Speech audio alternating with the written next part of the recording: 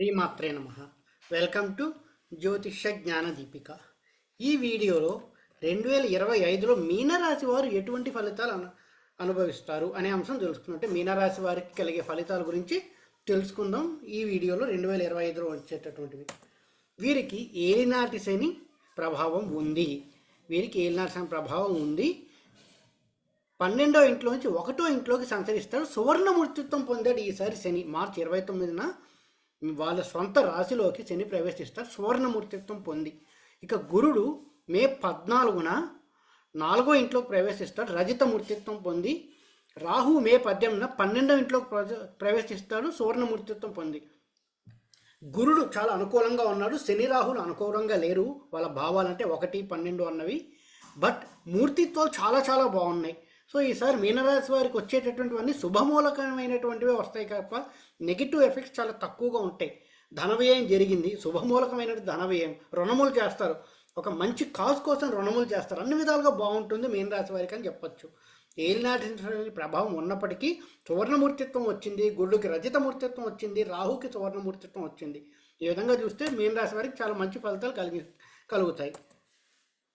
April నెల తర్వాత అంటే మార్చి 29 శని వాళ్ళ రాశిలోకి వచ్చాక సువర్ణమూర్తిత్వం పొంది శుభమూలకమైనటువంటి ప్రయాణాలు, శుభమూలకమైనటువంటి శారీరక శ్రమ, ఏదో ప్రయాణం చేయాల్సి రావచ్చు, ఉద్యోగంలో అధిక ఒత్తిడి కావచ్చు, ఏదైనా. బట్ శుభమూలకమైనటువంటి ప్రమోషన్లు ఇస్తామని చెప్పడము, లేక ఇంకేదైనా ధనం సంపాదించడం కోసము శరీరాన్ని శ్రమ చేసుకుంటారు వీరు. ధన సంపాదన కోసం కావచ్చు, లేదా ఇంకో దాని కావచ్చు, ఉద్యోగంలో ప్రమోషన్ల కోసం కావచ్చు, గుర్తింపు కోసం కావచ్చు, ప్రయాణాలు చేయడం, శారీరక శ్రమ కలగడం జరుగుతుంది. బట్ శుభమూలకానికే ఉంటుంది ఇదంతా. మీనరాశి వారికి 2025లో ఉద్యోగంలో మార్పు కోసం చూసేవారికి నూతన ఉద్యోగం దక్కుతుంది, ఖచ్చితంగా దక్కుతుంది. మీనరాశి వారికి దాంపత్య సౌఖ్యం అనేది ఉంటుంది. ఎవరైతే భార్యాభర్తల మధ్య, దంపతుల మధ్య కీచులాట్లు ఉన్నాయో అవన్నీ మెల్లిగా సమిచిపోతాయి. దాంపత్య సౌఖ్యం దక్కుతుంది. అవివాహితులకి కొంత ప్రయత్నాల తర్వాత వివాహం జరిగే అవకాశాలు చాలా స్పష్టంగా కనిపిస్తున్నాయి మీనరాశి వారికి. అవివాహితులకి కొన్ని ప్రయత్నాలు చేశాక ఒక 3-4 సంబంధాలు తప్పిపోయిన తర్వాత అయినా వివాహం జరిగి తీరుతుంది మీనరాశి వారికి. ఇక గురుగ్రహం చాలా అనుకూలంగా ఉంటుంది. గురుగ్రహం వలన కలిగే ఫలితాలు ఉద్యోగంలో మంచి మార్పులు, ప్రమోషన్ల కోసం చూసేవారికి మంచి ప్రమోషన్ దక్కుతుంది. ఉద్యోగంలో మార్పు కోసం చూసేవారికి నూతన ఉద్యోగ ప్రయత్నాలు ఖచ్చితంగా సఫలీకృతం అవుతాయి. ఉన్న ఊరు వదిలి వేరే ఊరు వెళ్లాల్సి రావచ్చు. ఉద్యోగం కోసం ట్రాన్స్ఫర్స్ కోసం ప్రయత్నించే వారికి ట్రాన్స్ఫర్ జరిగి తీరుతాయి. ఉన్న ఊరు వదిలి వేరే ఊరికి వెళ్లాల్సి రావచ్చు. గృహయోగం కలుగుతుంది. రుణములు తీసుకుంటారు, వాహనాలు కొనుగోలు చేస్తారు. అంటే శుభమూలకమైనటువంటి రుణములు అంటే ఏదో ఇల్లు కట్టుకోవడానికో, వాహనం కొనడానికో, ఇంకోటి దానికో శుభమూలకమైనటువంటి రుణములు తీసుకుంటారు. గృహయోగం కలుగుతుంది. వాహనాలు కొనుగోలు చేసే అవకాశం ఎక్కువగా ఉంటుంది.